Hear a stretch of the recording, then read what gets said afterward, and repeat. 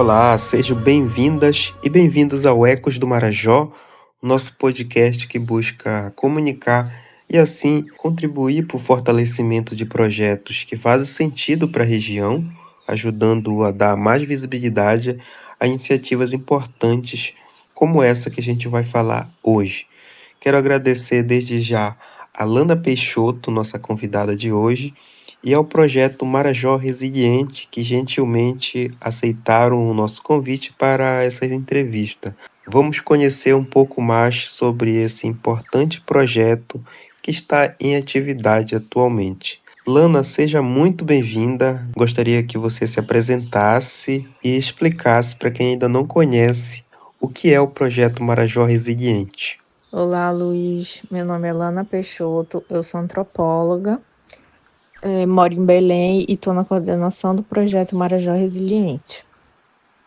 Esse projeto é uma iniciativa da Fundação Avina, financiada pelo Fundo Verde do Clima, que busca promover a resiliência climática através dos sistemas agroflorestais diversificados em 3 municípios do Marajó: Cachoeira do Arari, Salvaterra e Soure.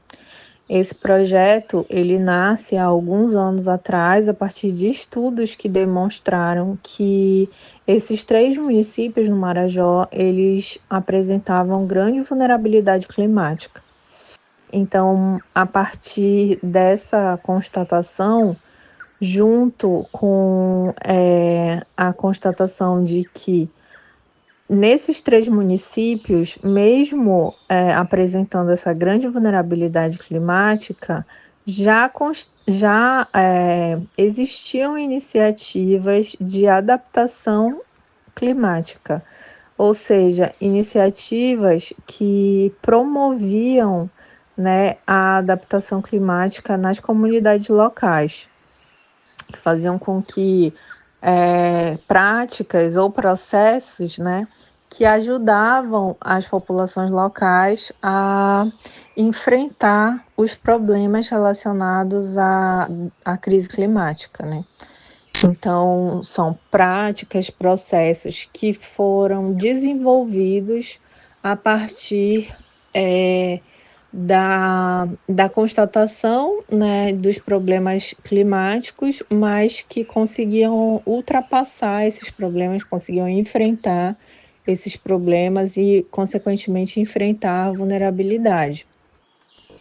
Essas soluções, né, porque são soluções climáticas, a gente pode chamar assim, são justamente o cultivo de sistemas diversificados que são feitos de forma ancestral no território, né?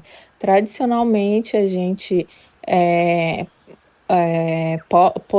pode encontrar no Marajó sistemas de cultivo diversificado, não exatamente com esse nome, não exatamente com o nome de sistemas agroflorestais, mas quintais, sítios, onde as populações locais já plantavam várias espécies, né, consorciadas, várias espécies misturadas, como técnicas tradicionais que colaboravam muito para enfrentar a vulnerabilidade das suas comunidades, principalmente a partir, né, do surgimento, do aparecimento desses problemas ambientais climáticos por conta das mudanças climáticas, né? Então, o que a Vina faz, na verdade, é construir um projeto que venha a fortalecer, a multiplicar essas soluções, essas experiências de cultivo diversificado para a promoção da resiliência. Muito bem. E como foi envolver comunidades quilombolas e organizações locais na construção coletiva desse projeto? O projeto teve a sua construção iniciada há mais ou menos 6 anos atrás, né, quando a Fundação Avina começou a construir, a elaborar esses estudos juntos com organizações de pesquisa, pesquisadores e organizações não governamentais, começou a construir esses estudos, né, que apontavam essa questão da vulnerabilidade climática e das soluções climáticas locais. E também começou a fazer contato com organizações locais, com as comunidades, prefeituras, para escutá-las, né, sobre a implementação desse projeto. Com relação às comunidades quilombolas especificamente, foi desenvolvido um processo de consulta significativa, né, em que a Fundação Avina visitou, junto com uma organização que se chama Instituto Internacional de Educação do Brasil, o IEB, começou a visitar as comunidades, né, em Salvaterra e Cachoeira do Arari, apresentando a proposta. Naquela época era uma proposta de projeto para as comunidades, escutando as comunidades sobre o projeto, né? Sobre as suas demandas com relação não só às mudanças climáticas, mas também à agricultura, sistemas diversificados. Essa consulta significativa, ela foi o resultado dela foi justamente as comunidades dando aval para a Fundação Avina propor o projeto ao Fundo Verde do Clima, né?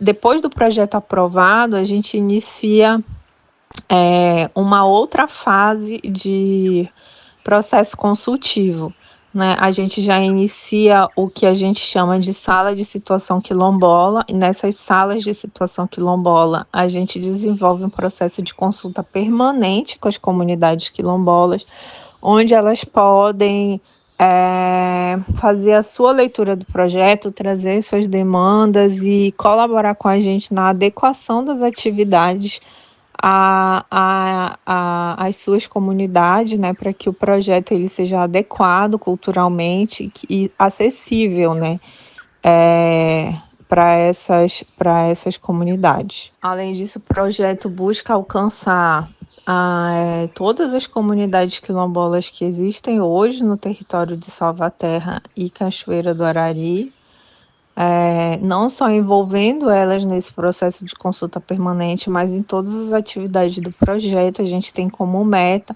alcançar ao menos 30% de comunidades quilombolas, e até o momento, né, com 1 ano de projeto, a gente já tem tido, a gente não só tem conseguido alcançar essa meta, como a gente já ultrapassou essa meta, né? As comunidades quilombolas estão participando ativamente de todas as nossas atividades. E agora, qual a importância dos sistemas agroflorestais para que a gente consiga compreender, ter uma compreensão mais ampla, para fortalecer a resiliência climática nas comunidades do Marajó, pensando no projeto, mas como funciona nos territórios? Os sistemas agroflorestais, eles demonstram uma importância muito grande para fortalecer, para promover a resiliência climática, né? Em várias experiências, mas no Marajó, né, já é possível perceber nas comunidades tradicionais que o plantio de quintais, né, o plantio consociado, o plantio diversificado, ele traz muitos benefícios ambientais, né, como, por exemplo, a melhora do solo, um conforto térmico, a preservação de espécies nativas, de espécies resilientes, a, proporcionam também a restauração de sistemas degradados, né, por vários motivos, né, que a gente já tem no Marajó. Mas do ponto de vista social, a gente também tem muitos benefícios, né? Esses sistemas, eles proporcionam troca, aprendizado, o conhecimento, a produção de conhecimento sendo passada de geração em geração, conhecimento botânico, agronômico, que vem sendo passado aí, né, há muitos e muitos anos, de geração para geração nas comunidades do Marajó. Esses espaços são espaços de sociabilidade, são espaços onde a comunidade ela pode se pensar e se organizar a partir da produção, né, da sua produção econômica, do trabalho, né, preservando vários elementos culturais, mas também promovendo a segurança alimentar. E do ponto de vista econômico, ela tem, então, mais possibilidades, a diversidade da produção, ela apresenta maiores possibilidades, né? Diversificação da renda também, a diversificação das possibilidades de venda, a diversificação das possibilidades de processamento de produtos, né? Então, a gente não tem só um produto sendo produzido ali naquela área, a gente tem vários. A gente não tem só a mandioca, por exemplo, a gente tem a mandioca, mas a gente tem várias frutas, a gente tem também o milho, também tem a melancia, enfim, né? Então, a gente não tem só o abacaxi, a gente tem uma diversidade de produção ali que vai, consequentemente, promover também mais possibilidades de venda, a diversificação da renda daquela família, daquela comunidade, né? Então, quando acontecer de haver problemas relacionados ao clima, que são as grandes secas, que são os fortes períodos de fortes chuvas ou os fortes ventos, né? Problemas relacionados às mudanças climáticas, como esse que eu falei, aquelas comunidades, né, que possuem sistemas diversificados, que produzem espécies, que produzem produtos, né, mais diversificados, elas vão ter mais possibilidades de ultrapassar, de enfrentar essa crise, de enfrentar uma forte seca, de enfrentar um período de chuva longo, de chuvas muito fortes, porque justamente elas têm N possibilidades, né, de consumo para comer, né, de produção para alimentação, mas também elas têm várias possibilidades de renda, né? Então, se uma espécie morre por conta de um período de grande chuva, mas a gente tem outras espécies que podem ser resilientes ali às fortes chuvas, né? Ao alagamento da comunidade, enfim, que pode proporcionar renda, né? Então, por esses vários motivos é que os sistemas agroflorestais eles produzem resiliência climática. E para finalizar, quais são os próximos passos do projeto Marajó Resiliente e como que a sociedade pode acompanhar de alguma forma o projeto? O projeto Marajó Resiliente ele tem três grupos de atividades, né? O primeiro está relacionado à implantação dos SAFs em si. O segundo está relacionado à governança climática, já é mais com poder público local. E o terceiro está mais relacionado ao acesso a mercado e crédito, né? Diversificação da renda e acesso a mercado. Então, todos esses três componentes a gente já tem vários resultados e processos iniciados, né? A gente já está com um pouco mais de um ano de implementação, então no primeiro eixo a gente já teve a formação de multiplicadores, que foi o ponto de partida para a multiplicação dos sistemas agroflorestais.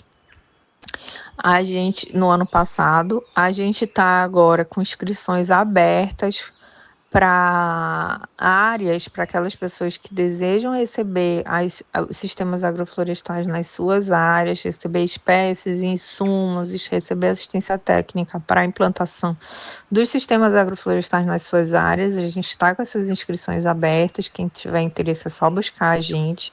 A gente já iniciou a implantação desses sistemas agroflorestais em algumas áreas que foram selecionadas antes.